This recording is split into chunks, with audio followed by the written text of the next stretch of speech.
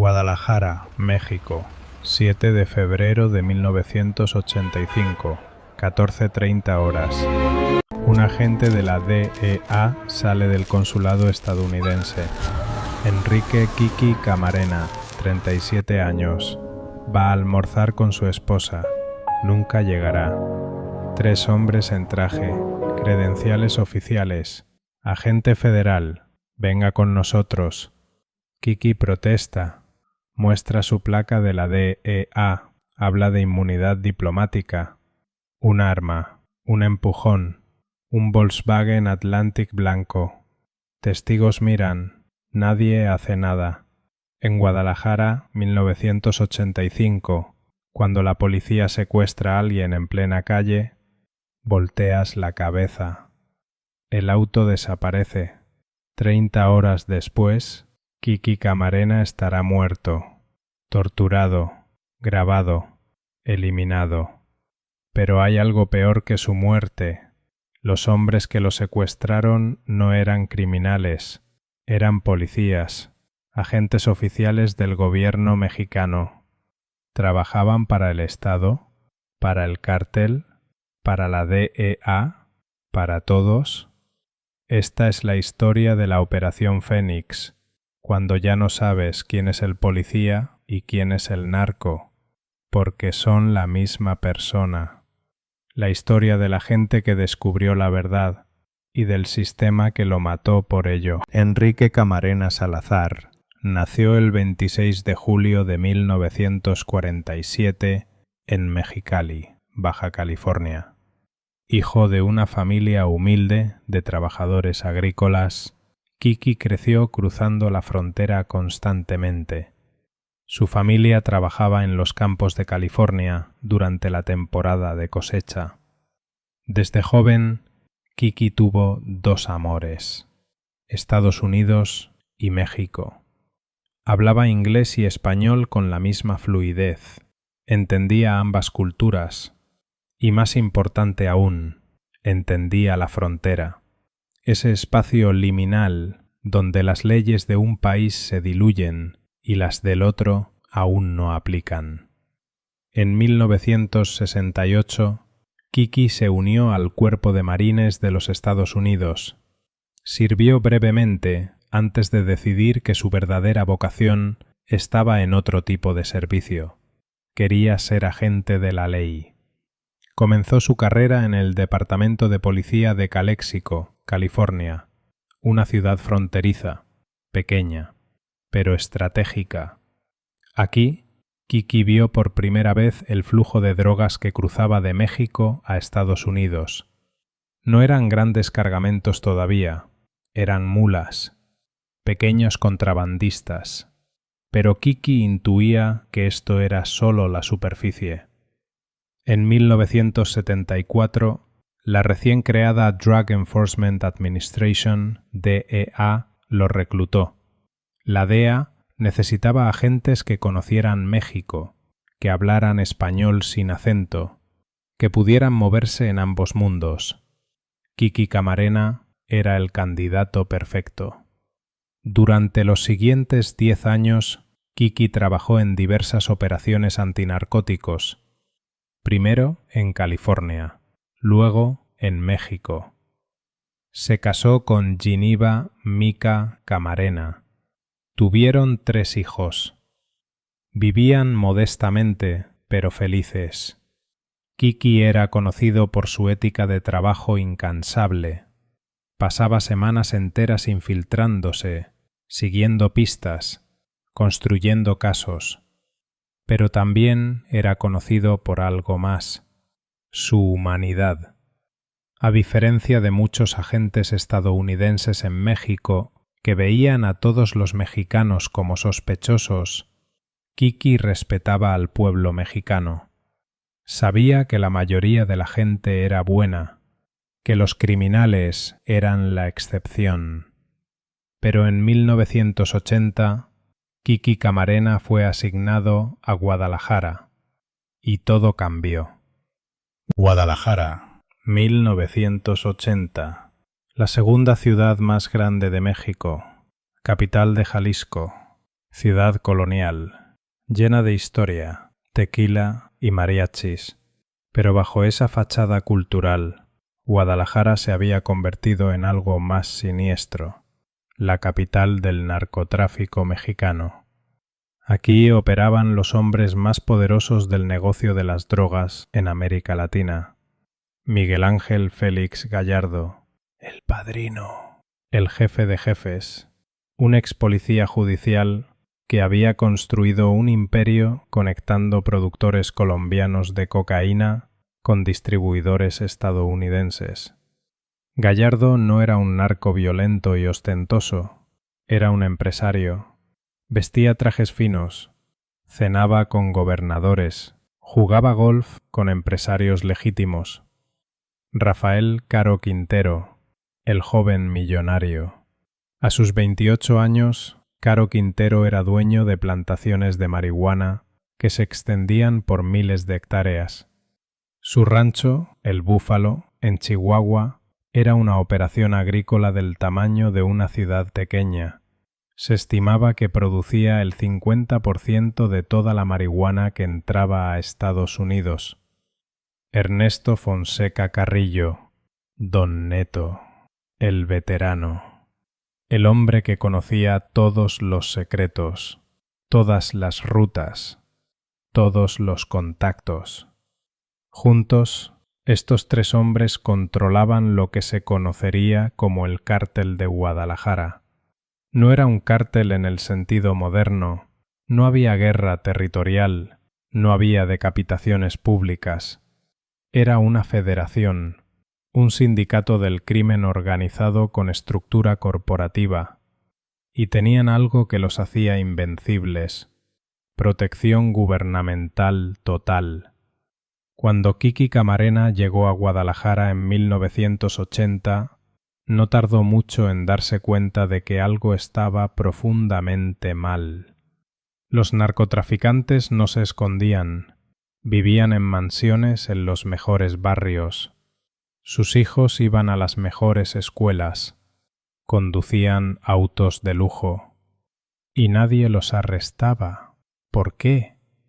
La respuesta estaba en una institución, la Dirección Federal de Seguridad, DFS. La Dirección Federal de Seguridad era oficialmente la Agencia de Inteligencia Interna de México.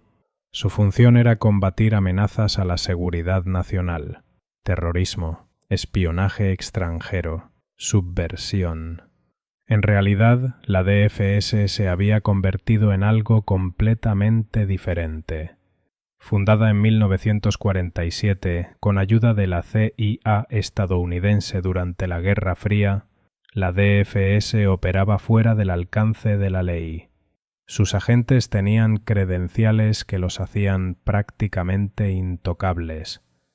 Podían detener a cualquiera, en cualquier momento, sin orden judicial. Podían interrogar sin supervisión. Podían matar sin consecuencias.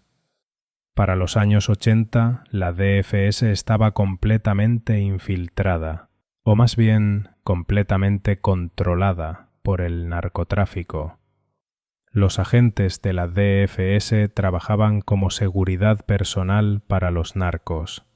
Proporcionaban escoltas armadas para cargamentos de drogas, daban información sobre operativos policiales, arrestaban a rivales de sus patrones, torturaban a informantes, y todo esto lo hacían con placa oficial del gobierno mexicano.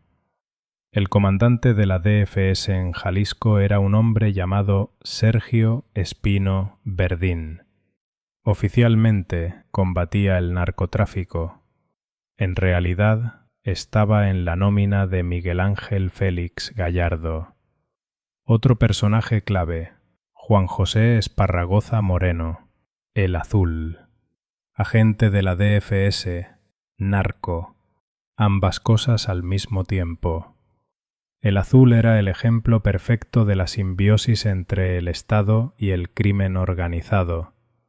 Kiki Camarena empezó a documentar todo esto. Tomaba notas meticulosas, fotografías, identificaba vehículos oficiales siendo usados para transportar drogas. Reconocía rostros de agentes de la DFS en fiestas de narcotraficantes.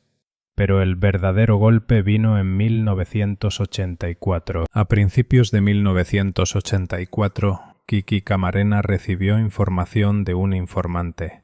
Rafael Caro Quintero tenía una plantación masiva de marihuana en el desierto de Chihuahua. No era una plantación pequeña, era industrial. Kiki comenzó a investigar. Usó aviones de reconocimiento, fotografía aérea. Las imágenes eran asombrosas. El rancho El Búfalo era una operación de 2.500 hectáreas, miles de plantas de marihuana creciendo bajo el sol del desierto, sistemas de irrigación sofisticados, campamentos para trabajadores, almacenes. Era literalmente una fábrica agrícola de drogas. Se estimaba que la plantación valía entre 2,5 y 8.000 millones de dólares. Kiki presionó a sus contactos en el gobierno mexicano.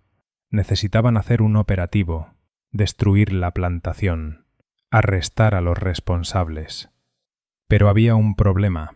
La plantación estaba protegida por agentes de la DFS. Finalmente, en noviembre de 1984, el gobierno mexicano, bajo inmensa presión estadounidense, autorizó el operativo. 450 soldados del ejército mexicano descendieron sobre el Búfalo. Encontraron exactamente lo que Kiki había descrito: miles de toneladas de marihuana, equipo agrícola por millones de dólares y, lo más revelador, uniformes de la DFS, credenciales oficiales, armas del gobierno. La redada fue un éxito operativo masivo, pero también fue una declaración de guerra. Rafael Caro Quintero perdió una fortuna incalculable y sabía exactamente quién era responsable: el agente de la DEA que no se callaba, el estadounidense que no entendía cómo funcionaban las cosas en México, Enrique Kiki Camarena. Después del operativo en el Búfalo, Kiki Camarena empezó a recibir amenazas, llamadas telefónicas a medianoche, autos que lo seguían, mensajes indirectos a través de informantes. «Dile al gringo que tenga cuidado». Sus superiores en la DEA le aconsejaron bajar el perfil. Kiki se negó. Tenía más investigaciones en curso. Estaba siguiendo el rastro del dinero. Quería demostrar las conexiones entre la DFS y el cártel. Lo que Kiki no sabía es que ya estaba siendo vigilado, no por criminales, por el gobierno. Un agente de la DFS llamado Juan José Bernabé Ramírez había sido asignado específicamente para monitorear a Kiki Camarena. Bernabé trabajaba oficialmente como enlace entre la policía mexicana y la DEA. En realidad, reportaba cada movimiento de Kiki directamente a Miguel Ángel Félix Gallardo. Bernabé sabía dónde vivía Kiki. Conocía sus rutas, sus horarios, sus contactos. En enero de 1985, Rafael Caro Quintero tomó una decisión. Kiki Camarena tenía que desaparecer, pero no podían simplemente matarlo. Primero necesitaban información. ¿Qué más sabía la DEA? ¿Quiénes eran sus informantes? ¿Qué otras operaciones venían? La orden fue clara: secuestrarlo, interrogarlo, extraer todo lo que sepa y luego eliminarlo. Para ejecutar el plan necesitaban ayuda oficial y la consiguieron. 7 de febrero de 1985, 14:30 horas. Kiki Camarena sale del consulado estadounidense.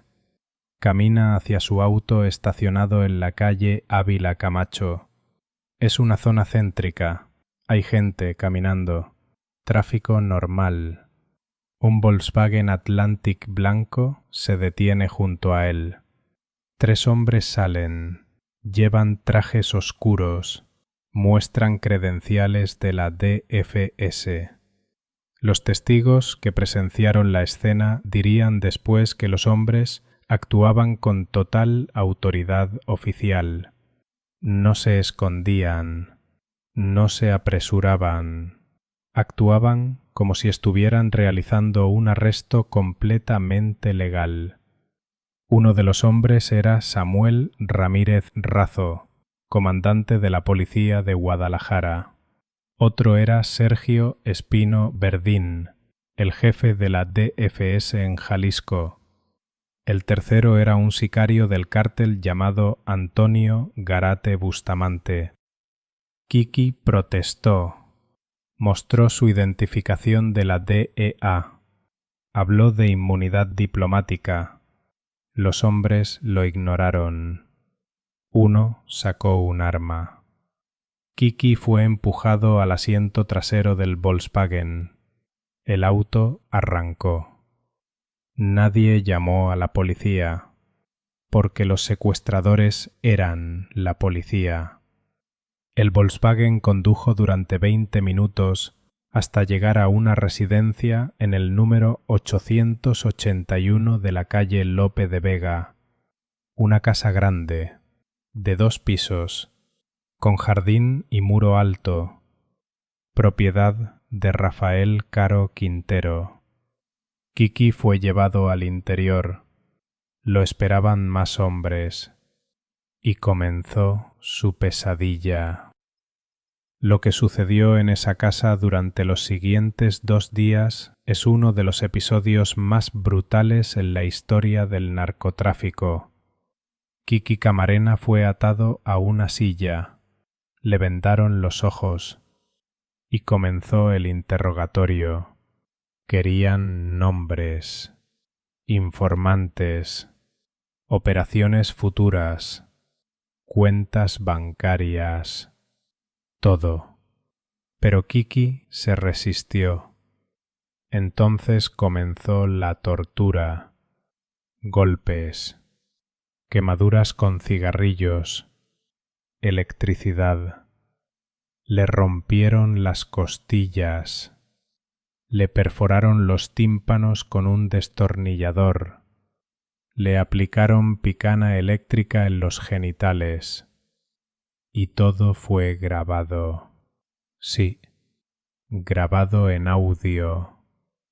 Alguien, probablemente uno de los agentes de la DFS presentes, tuvo la idea de documentar el interrogatorio. Tal vez para tener prueba de que habían extraído información, tal vez simplemente como trofeo. Esas grabaciones que saldrían a la luz años después son casi imposibles de escuchar. Los gritos de Kiki, las preguntas de sus torturadores, el sonido de los golpes. En un momento de las grabaciones se escucha a Kiki suplicar: I'm a DEA agent. I'm a DEA. Cuando Kiki no regresó a casa el 7 de febrero, su esposa Mika inmediatamente supo que algo terrible había pasado.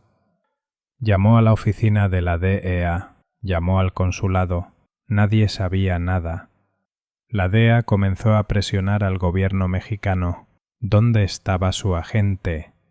Las autoridades mexicanas dijeron que estaban investigando, pero en realidad estaban encubriendo.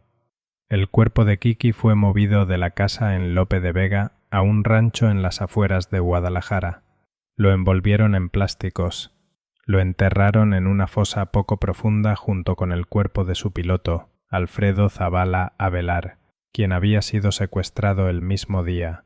Durante semanas, el gobierno mexicano insistió en que no había evidencia de secuestro, que tal vez Kiki había huido voluntariamente, que tal vez estaba involucrado en corrupción. Estados Unidos no se lo creyó. La presión diplomática se intensificó. La DEA envió docenas de agentes adicionales a México. La embajada estadounidense amenazó con cortar toda cooperación.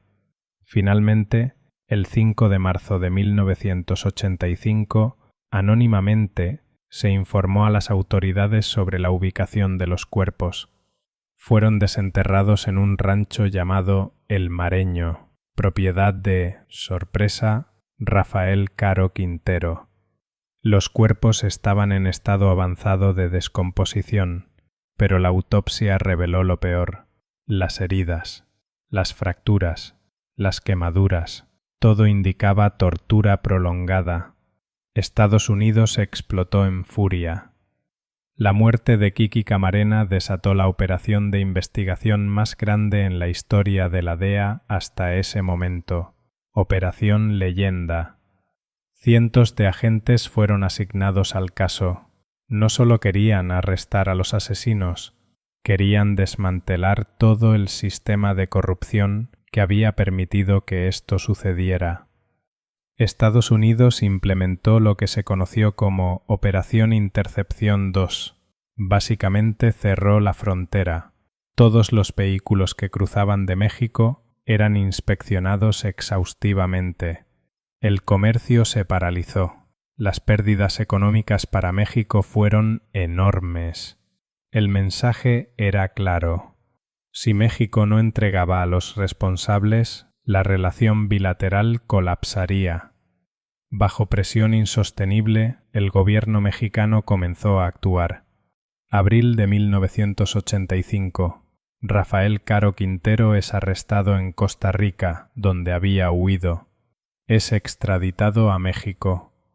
Abril de 1985. Ernesto Fonseca Carrillo es arrestado en Puerto Vallarta. Enero 1989. Miguel Ángel Félix Gallardo es finalmente arrestado en Guadalajara. Pero los verdaderos responsables, los agentes del gobierno que facilitaron el secuestro, tardaron mucho más en enfrentar justicia. Algunos nunca lo hicieron. Sergio Espino Verdín huyó a España. Fue eventualmente extraditado y condenado, pero con sentencias ridículamente cortas. Juan José Bernabé Ramírez, el agente de la DFS que vigilaba a Kiki, fue arrestado pero liberado por falta de pruebas. Samuel Ramírez Razo, el comandante de policía que participó en el secuestro, huyó y nunca fue capturado. En 1990 algo extraordinario sucedió. La DEA obtuvo las cintas de audio de la tortura de Kiki Camarena. ¿Cómo llegaron esas cintas a manos estadounidenses? Nunca se supo con certeza. Algunos dicen que un informante las entregó, otros que fueron encontradas durante un operativo. La versión más oscura es que siempre estuvieron en posesión de ciertos sectores del gobierno mexicano que eventualmente decidieron entregarlas. Las cintas confirmaron todo lo que se sospechaba y agregaron un detalle nuevo y perturbador. En las grabaciones se escuchan voces haciendo preguntas en perfecto inglés. Esto generó una teoría explosiva. ¿Había agentes estadounidenses presentes durante la tortura? ¿Estaba la CIA involucrada de alguna manera? La teoría sugería que Kiki Camarena había descubierto algo más que narcotráfico. Había encontrado evidencia de que la CIA estaba usando al cártel de Guadalajara para financiar operaciones encubiertas en Centroamérica, específicamente apoyando a los Contras en Nicaragua. Esta teoría nunca fue probada completamente, pero tampoco fue completamente desmentida. Lo que sí quedó claro es que Kiki Camarena murió porque sabía demasiado y porque se negó a mirar hacia otro lado. Años después de la muerte de Kiki, investigaciones más profundas revelaron la existencia de lo que informalmente se conoció como Operación Fénix. No era un programa oficial con ese nombre, Era más bien un patrón de comportamiento, un sistema. Agentes de la DFS y posteriormente de otras agencias mexicanas operaban como espías de múltiple lealtad. Reportaban a sus superiores en el gobierno mexicano. Pasaban información a la DEA y otras agencias estadounidenses. Trabajaban como informantes para los cárteles. A veces incluso trabajaban para cárteles rivales simultáneamente. Era un juego de espejos. Nadie sabía realmente para quién trabajaba quién. El término Fénix surgió porque estos agentes, cuando eran descubiertos y quemados en una agencia, simplemente renacían en otra. Un comandante de la DFS arrestado por corrupción reaparecía como asesor de seguridad de un gobernador. Un policía judicial expulsado por vínculos narco era contratado como consultor por una agencia de inteligencia estadounidense. El sistema era tan complejo que hasta hoy es difícil determinar quién traicionó a quién. Pero en el caso de Kiki Camarena, una cosa quedó clara. Fue entregado por personas que él consideraba aliados, por agentes con los que había trabajado, por el mismo gobierno que supuestamente estaba combatiendo el narcotráfico. Enrique Kiki Camarena fue enterrado en el Cementerio Nacional de Riverside, California, con honores de agente federal caído en servicio. Su viuda, Mica Camarena, dedicó el resto de su vida a mantener viva su memoria. Fundó la Fundación Enrique S. Camarena, que lucha contra el abuso de drogas y honra la memoria de agentes caídos. En Estados Unidos, la Semana del Listón Rojo, Red Ribbon Week, la campaña antidrogas más grande del país, se celebra cada octubre en honor a Kiki Camarena. Pero más allá de los homenajes, el caso Camarena cambió fundamentalmente las relaciones entre Estados Unidos y México en materia de narcotráfico. La DFS fue disuelta en 1985, poco después de la muerte de Kiki. Fue reemplazada por otras agencias, pero los problemas sistémicos continuaron. Rafael Caro Quintero fue sentenciado a 40 años de prisión. En 2013, un tribunal mexicano lo liberó argumentando irregularidades en el proceso. La Suprema Corte de México revirtió esa decisión, pero Caro Quintero ya había huido. Estuvo prófugo hasta julio de 2022, cuando fue capturado nuevamente después de casi una década siendo uno de los criminales más buscados del mundo. Miguel Ángel Félix Gallardo cumple cadena perpetua en una prisión mexicana. Tiene 78 años. Está casi ciego, pero nunca ha mostrado remordimiento. Ernesto Fonseca Carrillo cumplió parte de su sentencia en prisión y parte bajo arresto domiciliario. Hoy tiene 91 años y vive confinado en su residencia en Guadalajara. La mayoría de los agentes gubernamentales involucrados nunca enfrentaron justicia real, y el narcotráfico en México no disminuyó. Al contrario. La muerte de Kiki Camarena y el posterior desmantelamiento del cártel de Guadalajara fragmentó el poder. De ese cártel surgieron docenas de organizaciones más pequeñas, más violentas, más brutales. El cártel de Sinaloa, el cártel de Juárez, los Zetas, el cártel Jalisco Nueva Generación. El monstruo que Kiki intentó combatir no murió, se multiplicó. La historia de Enrique Kiki Camarena no es solo la historia de un agente asesinado, es la historia de un sistema corrupto que devoró a un hombre honesto. Kiki creía en la ley, creía en que era posible combatir el crimen dentro de las instituciones, creía en que México y Estados Unidos podían trabajar juntos para detener el flujo de drogas. Su muerte demostró lo ingenuo que era ese pensamiento, porque la verdad incómoda que reveló el caso Camarena es que, en México, en los años 80, no había una línea clara entre el Estado y el crimen organizado. Las instituciones que supuestamente debían combatir el narcotráfico estaban dirigiendo el narcotráfico. 40 años después, la pregunta sigue siendo válida. ¿Cuánto ha cambiado realmente? Los nombres han cambiado, los cárteles son diferentes, pero los patrones de corrupción, de impunidad, de violencia institucional persisten. Enrique Kiki Camarena murió intentando cambiar ese sistema. No lo logró. Pero su muerte sí logró algo. Expuso la verdad. Obligó a México y a Estados Unidos a confrontar una realidad que ambos preferían ignorar. Y tal vez, solo tal vez, su sacrificio